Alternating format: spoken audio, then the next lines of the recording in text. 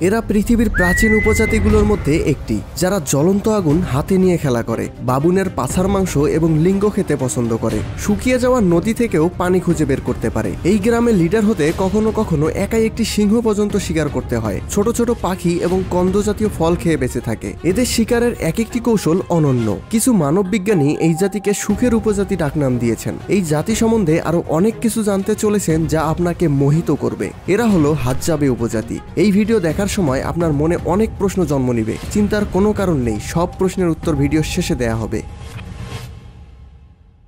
হাজ্জাবে জনগোষ্ঠী পূর্ব আফ্রিকার তানজানিয়ায় বসবাসকারী একটি প্রাচীন এবং স্বতন্ত্র উপজাতি। এই উপজাতি তাদের বিশেষ শিকারী এবং সংগ্রাহক জীবনের জন্য পরিচিত।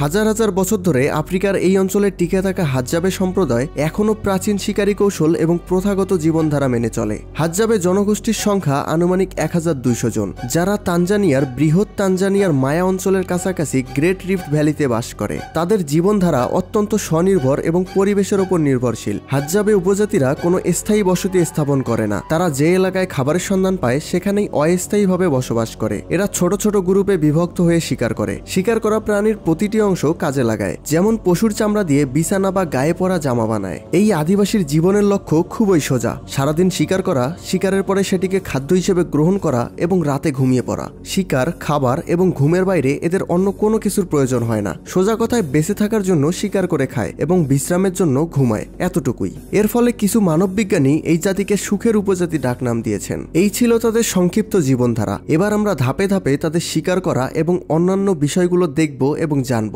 যা আপনাকে এদের সম্বন্ধে অভিজ্ঞতার এক অনন্য পর্যায়ে নিয়ে যাবে। এরা মূলত বাবুন, ছোট ছোট পাখি, কাঠবিড়ালি, ইঁদুর, সজারু, বানর, শূকর এসব শিকার করে খায়। কিন্তু সব থেকে বেশি শিকার করে বাবুন, কারণ এটি তাদের প্রিয় খাবার। হাত দিয়ে বানানো তীরধনুক দিয়ে তারা শিকার করে। তারা জমি চাষ করে না, পশুপালনও করে না, এবং তাদের মাঝে জাতি এবং ধর্ম নিয়ে কোনো ভেদাভেদ নেই। এই জাতির প্রতিটি সিদ্ধান্ত সম্মিলিতভাবে নেওয়া হয়। এদের ভাষা ক্লিক শব্দ দ্বারা গঠিত। এটি বিশ্বের প্রাচীনতম ভাষা।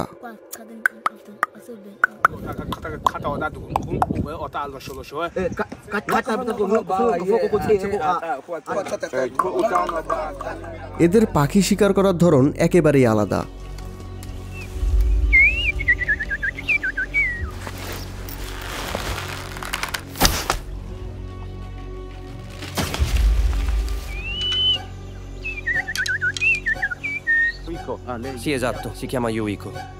এই পাখির নাম উইকো। এটা ছোট এবং খুবই সুস্বাদু। এরা এই পাখির ডাক নকল করে তাদের ফাঁদে ফেলে এবং শিকার করে।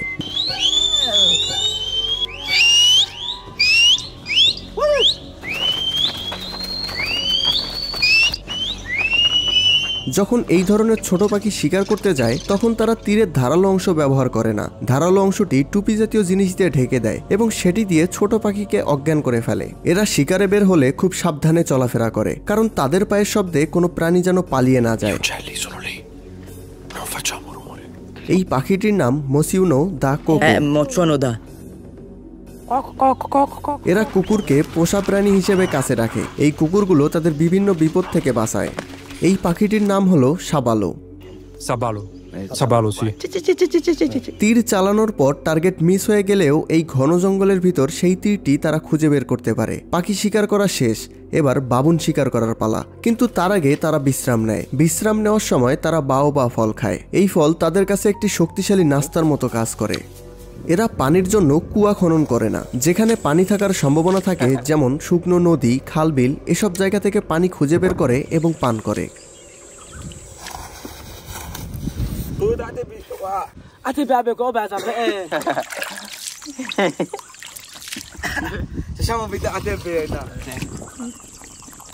এই পানিগুলোতে প্রচুর পরিমাণে ক্লোরাইড পাওয়া যায়, যা তাদের দাঁতগুলোকে বাদামি রঙের করে তোলে।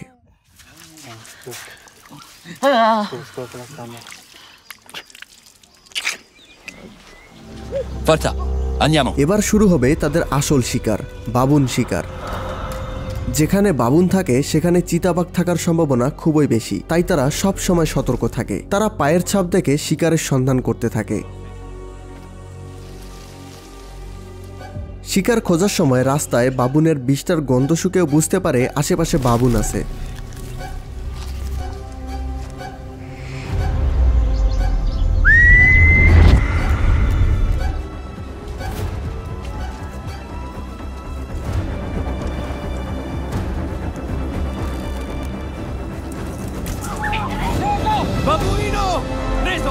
preso!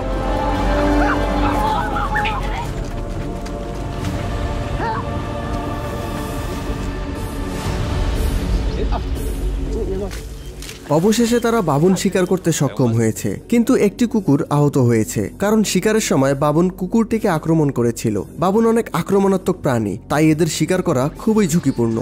বাবুন শিকারের পর তারা পিঠে ঝুলিয়ে নিজেদের ঘরের উদ্দেশ্যে রওনা দেয়। বাবুন অনেক ভারী হওয়ার কারণে কিছুক্ষণ পর পর একজন আরেকজনকে সাহায্য করে এটিকে বহন করার জন্য।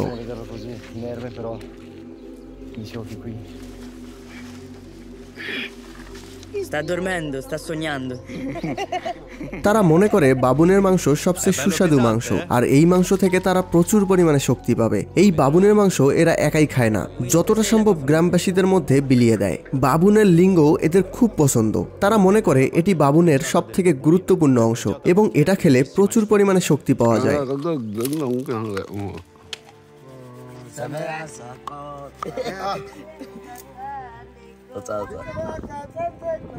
মাংস পুরানোর জন্য যখন আগুন জ্বালায়, পুরো গ্রাম ধোঁয়া দেখেই বুঝতে পারে তারা শিকার করে ফিরে এসেছে। সবাই শিকার করার গল্প জানতে চায়, যেমন কিভাবে শিকার করলো, শিকার করার সময় কি কি সমস্যার মুখোমুখি হয়েছে, এই শিকারে কোনো অদ্ভুত কাহিনী আছে কিনা, এসব। বাবুনের লিঙ্গ এবং নিতম্বের মাংস তাদের কাছে সবচেয়ে বেশি প্রিয়। তারা বাবুনের প্রতিটি অংশ খায় এবং মনে করে তাদেরও সেই অংশগুলো মজবুত হবে। যেমন বাবুনের হাত খেলে তাদেরও হাত শক্ত হবে, বাবুনের আঙ্গুল খেলে তাদেরও আঙ্গুল মজবুত হবে। এরা এখানকার কম বেশি সকল জীবজন্তুর ডাক নকল করতে পারে। Oppure il facocero. এদেরকে প্রশ্ন করা হয়, আপনি কি এই জায়গার বাইরে অথবা শহরে গিয়ে বসবাস করতে চান? উত্তরে একজন বলে, আমি শহরে যেতে চাই না। সেখানে গিয়ে আমি কি করব, আমি কি খাবো, আর শহরে যেতে হলে আমাকে অনেক দূর পথ হাঁটতে হবে। আমি এখানে থাকতে ভালোবাসি, কারণ শিকার করার পর আমি যখন বন থেকে ফিরে আসি তখন আমার প্রয়োজন হয় শুধুমাত্র ঘুম, এর বাইরে আমার কোনো কিছুর দরকার হয় না। আর একজন বলে, এখান থেকে চলে যাওয়াটা হবে নিজেই নিজেকে শেষ করা। আমি এখানে থাকতে পছন্দ করি, কারণ হলো শিকার করার স্বাধীনতা এবং আমার নিজের ইচ্ছা মতো জীবনযাপন করতে পারা। আমাদের নিজের হাতে শিকার করার চেয়ে বড় তৃপ্তি আর নেই। এখানে আমি মুক্ত, আর বাইরে হয়তো বন্দীদের মতো জীবন কাটাতে হবে।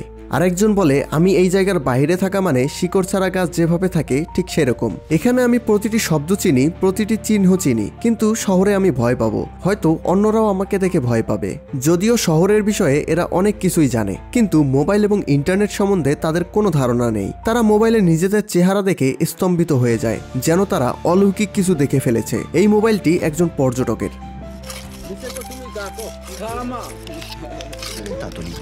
এই ব্যক্তি এই উপজাতির নেতা বা প্রধান। এনার নেতা হওয়ার পিছনে এক দুঃসাহসিক গল্প আছে। তিনি বলেন, নেতা হওয়ার আগে আমাকে প্রমাণ করতে হয়েছিল যে আমি সেরা। আমি আমার লড়াইয়ের দক্ষতাকে সম্মানিত করেছি এবং গ্রামের সেরা শিকারীর খেতাব অর্জন করেছি। এটা করার জন্য আমাকে প্রতিটি শিকারে আরো সাহস এবং দক্ষতা প্রদর্শন করার জন্য অন্য পুরুষদের চ্যালেঞ্জ করতে হয়েছিল। আগেকার সময়ে শিকার করার জন্য আমাদের কাছে তীরধনুক ছিল না, শুধুমাত্র ছুরি ব্যবহার করে চিতাবাঘের মতো বিপজ্জনক প্রাণীর মুখোমুখি হতে হয়েছিল। আমাকে নেতা ঘোষণা করার মূল কারণ হলো আমি একাই একটি সিংহকে শিকার করেছিলাম। সেই গল্প এখনো সবাই করে। এখানকার মহিলারা শিকারে যায় না, কিন্তু এরা খাবারের সন্ধানে বের হয়। এরা কন্দ নামের একটি মাটিতে জন্ম নেওয়া ফল বেশি খায়। এই সম্প্রদায়ের একজন আরেকজনকে হাই বা হ্যালো বলে, কুইম্বিলি কুইম্বিলি বলে। এরা গাছের ডাল এবং লতা পাতা দিয়ে বাসা বানিয়ে থাকে। গ্রামে মহিলাদের ভূমিকা হলো বাচ্চাদের দেখাশোনা করা এবং কন্দ ফল কেটে সংগ্রহ করা। তারা রান্না করে পুরুষদের খাওয়ায় আর মনে করে তাদের প্রচুর শক্তি জাতীয় খাবার খাওয়াতে হবে, যেন শিকারে গিয়ে দুর্বল হয়ে না পড়ে। এখানকার মহিলারা বিয়ের জন্য সাহসী শিকারী পুরুষ বেশি পছন্দ করে, কারণ তারা মনে করে সেই পুরুষ তাদের ভালোভাবে খেয়াল রাখতে পারবে। রাতে যখন খাওয়ার জন্য বাবুনের বেঁচে যাওয়া মাংস পুরনো শুরু করে, সেই সময় তারা জ্বলন্ত আগুনের কয়লা দিয়ে খেলতে থাকে।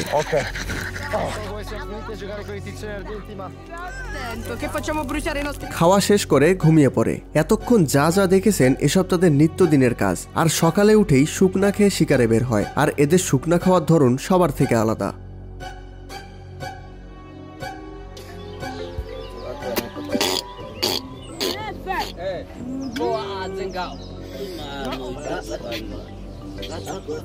এরা অনেক কিছু রান্না করেও খায়, তার মধ্যে গরুর মাংসের স্যুপ, বানরের স্যুপ এবং গাছের শিকড় অন্যতম। এখন আপনাদের প্রশ্নের উত্তর দেওয়ার পালা। এতক্ষণ ভিডিওটি দেখে যেসব প্রশ্ন আপনাদের মাথায় ঘুরপাক খাচ্ছে তা হলো, এরা লোহা পেল কোথায়, কাপড় পেল কোথায়, শিকারের জন্য ছুরি পেল কোথায়, আগুন জ্বালায় কিভাবে, শহর সম্বন্ধে কিভাবে জানে। এগুলোর সোজা উত্তর দেই। যদিও ওরা পৃথিবীর অন্যান্য মানুষের থেকে আলাদা থাকতে পছন্দ করে, কিন্তু এদের 80-র দশকে প্রথম খুঁজে পাওয়া হয়। তখন থেকেই এদের নিয়ে রিসার্চ করতে, এদের সম্বন্ধে জানতে অনেক মানববিজ্ঞানী এবং প্রচুর পরিমাণে পর্যটক এখানে আসে। আর তানজানিয়া সরকার এদের রক্ষণাবেক্ষণ করে। এখান থেকে বোঝা যাচ্ছে সভ্য মানুষ এখানে আসে এবং তারাই তাদের মাঝে আধুনিকতার ছোঁয়া এনেছে। তাদের শিকার এবং জীবনকে সহজ করতে সভ্য মানুষ এদের সাহায্য করেছে। শিকারের সামগ্রী এবং কাপড় পরা সভ্য লোকেরাই শিখিয়েছে। সোজা কথায়, যেহেতু সভ্য লোকেরা এখানে আসে, তাই আধুনিক যা কিছু জানে এবং করে তার সবকিছুই সভ্য লোকেরাই দিয়েছে বা শিখিয়েছে।